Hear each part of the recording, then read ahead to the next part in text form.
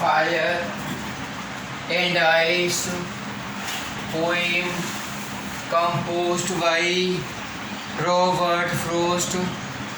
Fire symbolize here the greediness, the unsatisfiedness, and the temptation, where ice symbolize here the hate, jealous between the people.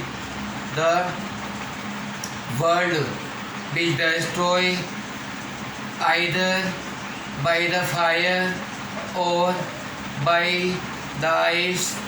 In this poem, Fire and Ice, composed by Robert Frost, it is given that there are two kinds of destruction of the earth, by fire or by ice. Robert Frost symbolize ice. Some say the world will end fire, some say in ice. From what I have tasted of desire, I hold with those who favor fire. कुछ लोग कहते हैं कि संसार का अंत आग से होगा, कुछ कहते हैं बर्फ़ से, लेकिन मेरी इच्छा यह है कि मैं उनके पक्ष में हूँ जो कहते हैं कि आग से होगा. But if it had to perish twice, I think I know enough of hate to say that for destruction ice is also great and would suffice. परंतु यदि अंत दो बार होना है तो मैं जानता हूँ कि घृणा भी बहुत है. यह कहना कि विनाश बर्फ़ से होगा महान है और पर्याप्त है. कवि को यकीन है कि एक दिन मानवता का विनाश होगा. वह इस दुनिया के अंत के बारे में दो अलग अलग मान्यताओं के बारे में बात कर रहा है. ये लोगों के कहने के आधार पर है. कवि कहता है कि वह उन लोगों के पक्ष में है जो कहते हैं कि दुनिया आग में समाप्त हो जाएगी.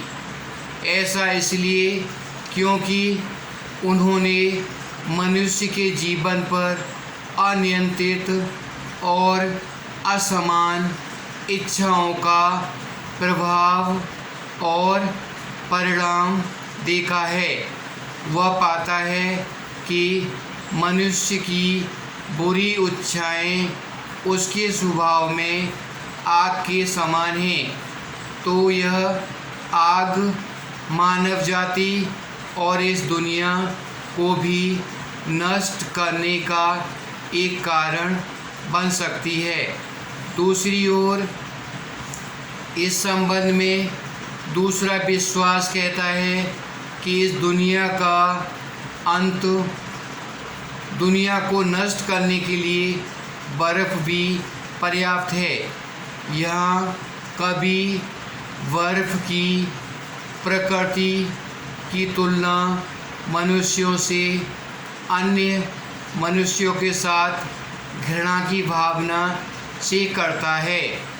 जैसे बर्फ़ अपने लंबे संपर्क से मनुष्य को शून्य कर सकती है, उसी तरह घृणा भी हमारे दिमाग और विचारों को शून्य कर सकती है. और इसलिए यह हमें असंवेदनशील और क्रूर बना सकती है। कभी हम सभी को दो अलग अलग श्रेणियों के लोगों के बीच तर्क देता है। एक वो जो सोचते हैं कि दुनिया एक उग्र अंत तक आ जाएगी, और अन्य लोग जो सोचते हैं कि दुनिया समाप्त हो जाएगी। कभी संभवतः दुनिया के शाब्दिक अंत के बारे में बात कर रहा है, लेकिन वह उस शक्ति के बारे में भी बात कर रहा है जिसे मनुष्य को एक दूसरे से नष्ट करना है।